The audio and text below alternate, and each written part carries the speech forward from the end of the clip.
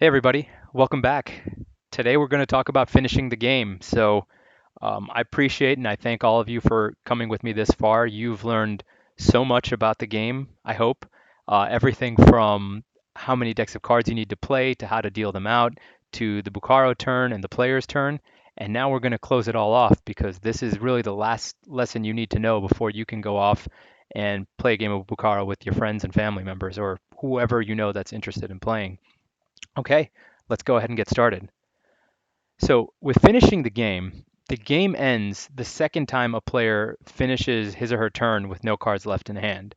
If you remember, the first time this happens is when the player gets the Bukharo hand. So that's what we talked about in the previous lesson.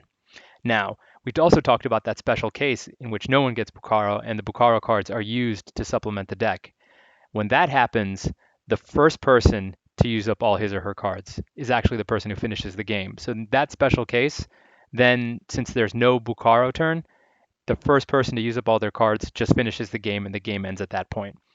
Now, as I always say, and as tried to hammer in from day one since we've been talking about the game, that includes the discard phase. You must discard a card at the end of your turn. Please don't forget that. Okay? And another thing to know is that the person who finishes the game gets a 50-point bonus award. Similar to the bonus that you get for getting Bukharo and using up all your cards then, you also get another 50-point bonus if you finish the game. Okay, let's jump right into the card interface. We're going to fast forward with our game a little bit more. If you remember, player 2 got Bukharo in the last lesson, and they put down their sets and runs, and then the other players also developed runs and sets of their own, and here we are. So now it's later in the game, it's player 3's turn, and player 3 sees that the discard pile has a bunch of cards that are useful to their hand. So they're going to go ahead and pick it up. And let's go ahead and see what they can do. First of all, there's the 6 and 4 of hearts with the 2 that can be used to add to the 10 through 7 of hearts run that's already been played. Player 3 can also make a 3 through 5 of diamonds run, as well as a 9 through queen of clubs run. So player 3 is going to go ahead and play those, and you can see that a bunch of things have happened. And when you made the 10 through 4 run, you actually got a 100-point bonus because now you have a run of 7 cards with an unnatural joker. So player 3 has now played their scoring phase and they've made a whole bunch of points, but they've also left their hand with just one card and the discard turn remains. Or excuse me, the discard phase remains.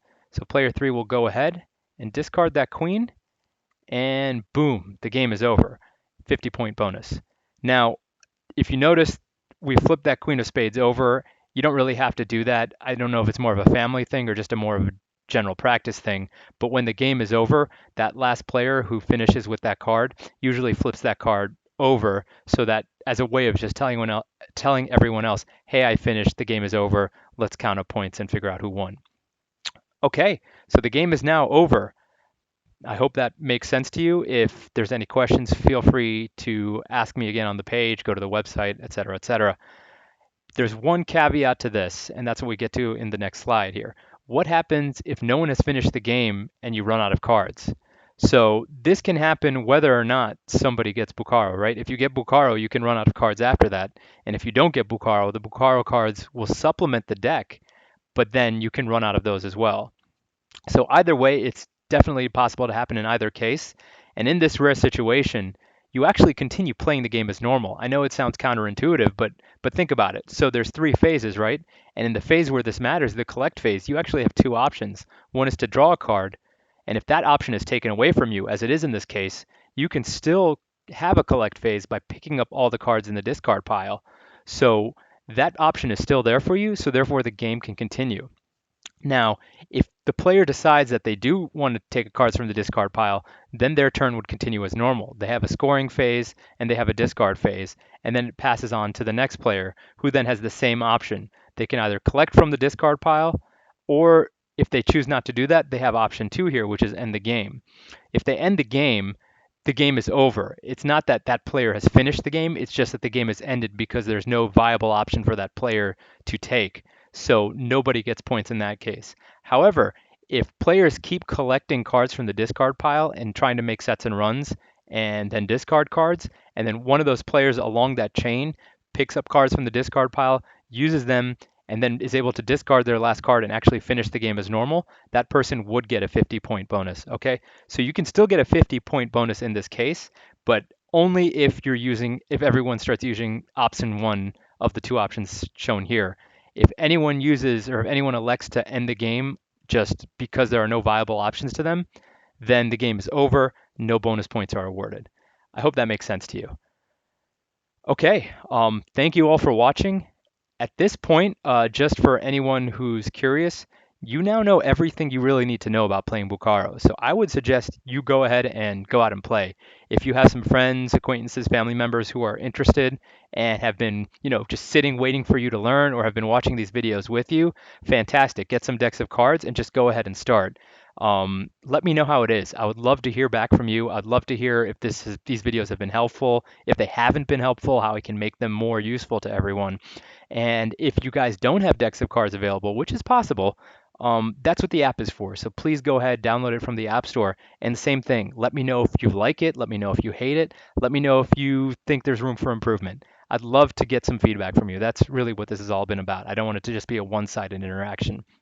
Okay, for those of you who are still interested, there are some little bits of points in the book that talk more about variants of the game and team play. You can go ahead and, if you get the book from Amazon, you can go ahead and read about that. Maybe later on I'll talk about that a little bit more, but right now I wanted to just focus on the core of how to play Bukharo because everything branches out from these core lessons. Last thing, there is the website. Please feel free to leave me comments on there if you don't want to leave them on the YouTube pages. And yeah, I would love to hear from you. So just keep doing what you're doing. There's two more lessons left. One talks about scoring. So now we finished the game and we'll just do kind of a live case of where we add up all the points, subtract all the points as necessary, and figure out who just won. So for those of you who are curious or not, or those of you who are not yet comfortable with the scoring and how it works, please go ahead and watch the next lesson when I drop it. It'll be probably next week. I'll just have a little bit more information about the scoring. The final lesson will be just an overview of Play Bukharo, the app, how how the game works, how the actions work on the iPhone or the iPad, and the different options that you have available to you to make the game a little bit easier, more challenging for beginners and for more experienced players. Okay, I think we're done today.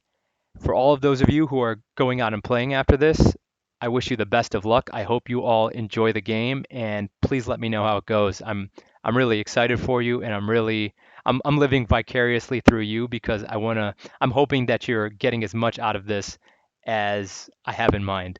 Whether or not it is, I just like to hear back. Anyway, I've rambled on for enough. Thank you so much for watching. I'll talk to you next time. Have a fantastic day.